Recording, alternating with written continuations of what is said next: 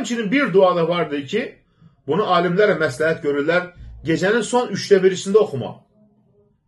Bu da sıxıntı dualarından birisidir. Əbu Bəkr rivayət edir ki, Peyğəmbərimiz buyurur ki, Də'vatul məkrub, müsibətə düşənin duası. Müsibətə düşənin duası. Bu duanı hər zaman eləyə bilərsən. Bir də gecənin son 1/3 hissəsində elə. Peyğəmbərimiz buyurur ki, nə deyərdi? Allahumma rəhmətəkə ərcu, fələ təkilni ilə nəfsi tarfətə aynin, və aslih li şə'ni kulləhu, la iləhə illə ənd. Allahım, sənin mərhəmətinə ümid edirəm. Məni bir anlıq belə nəfsimin ixtiyarına buraxma. İşlərimin hamısını islah elə, səndən başqa ibadətə layiq haqq məbud yoxdur.